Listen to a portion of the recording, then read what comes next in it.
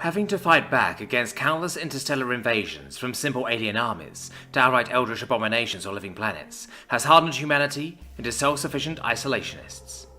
Though they won't try to invade the outer galaxy in retaliation, humans are infamous across the stars for their ruthless annihilation of any who trespass into their territories. Where once we looked at the stars with wonder, dreaming of the day we would meet other life, now is burning hatred and the bitterness of broken dreams. The enemy was going to catch them. They had no weapons to defend themselves, not that they'd know how to operate them. Everyone he had ever known was dead. All the adults were dead. She was alone. And she had 9 young children that now were her responsibility to get to safety. Except there was no safety, anywhere. And she was only 17. She didn't know what to do. N's thoughts kept going around and arriving at the same desperate place.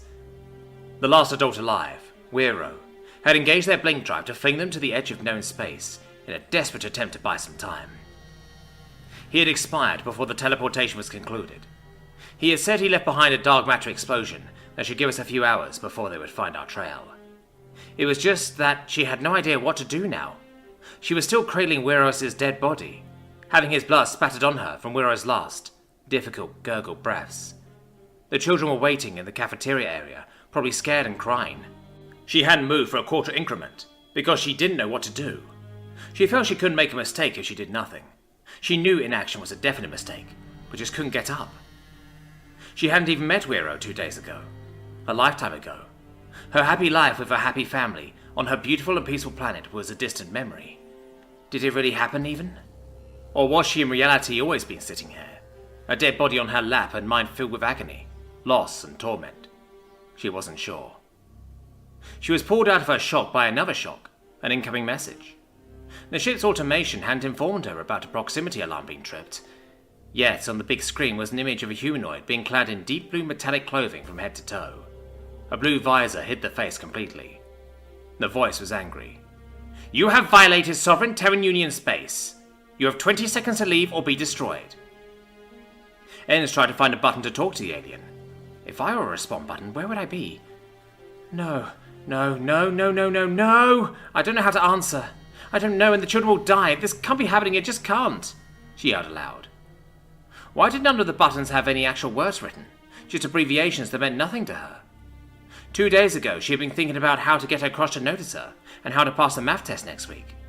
An errand, absurd thought reminded her she didn't have to worry about that math test anymore. A single, hysterical giggle got out before she managed to stop it. Will being destroyed hurt much, Mr. Alien? Should I tell the kids so they can say their goodbyes, or is it kinder to not tell them they're going to die? Tell me that, emotionless alien! She ranted to the big screen. You can go home proud today, after killing 10 innocent scared children.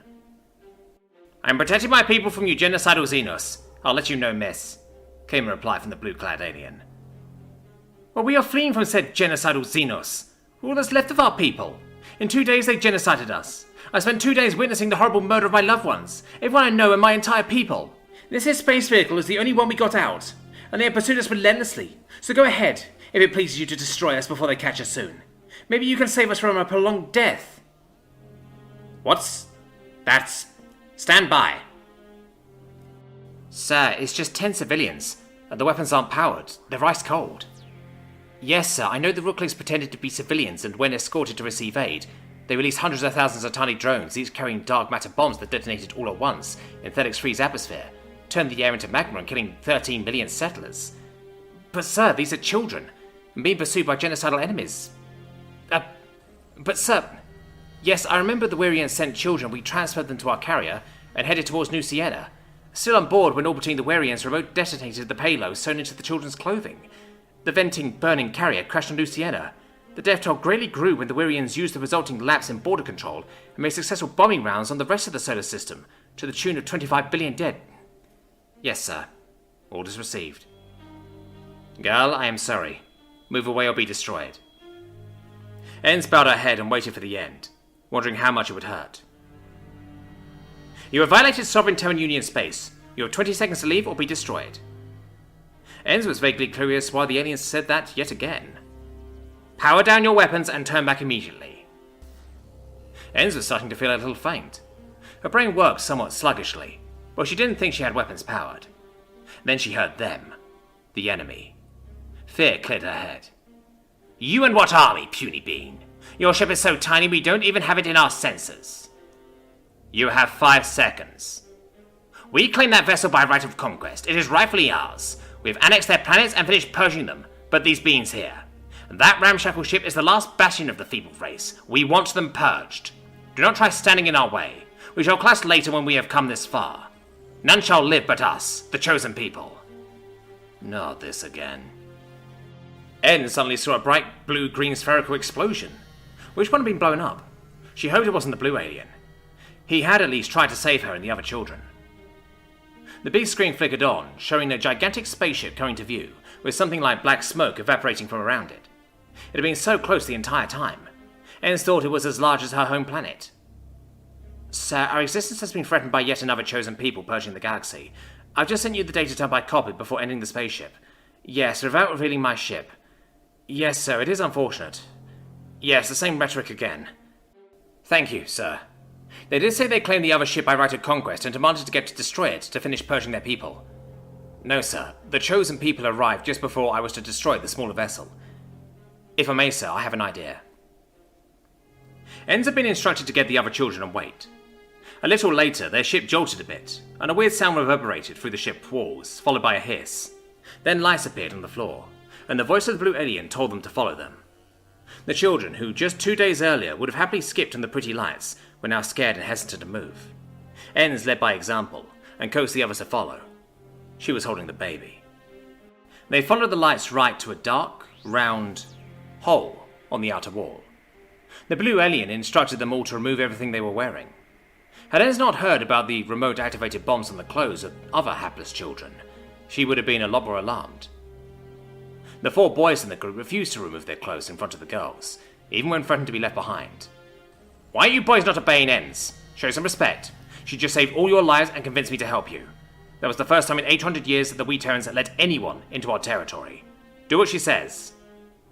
A red light show on every available surface underlined the alien's ire. The boys disrobed hastily. Then they were instructed to, one at a time, go into the hole in the wall, now illuminated bright yellow. They were to be scanned, sanitized, and given new clothing. Ens entered first to show the younger ones it was okay. In the yellow light, Ens could see 2 walls on her sides. There was nothing but darkness in front of her. Red light swirled around her, but she felt nothing. A green light illuminated a new space that was only darkness before. She stepped in. Some sort of radiation hung for a short time, and then a white cloud descended from top. Minty. The blue alien told Ens to wait there, while another child placed the baby to be scanned. Ens then picked up the baby and went through sanitation together with her. Soon all the children had been scanned and sanitized, were smelling minty, and clad in soft, white garments individually fabricated to their sizes. Then they entered the shuttle. The blue alien didn't show up, but there was food for them to eat and large windows to look out from. The shuttle was remotely operated, and took them to a space station that was to be scrapped. It wasn't broken or anything, explained the blue alien, just out of date with its amenities. When the shuttle parked in the shuttle bay in the station, the side door opened. The blue alien was standing on the dock. His helmet evaporated like the black smoke earlier. A dark-haired, beige-skinned alien, Terran, looked at them with 2 happy blue eyes. Welcome to the Terran Union. You are safe here.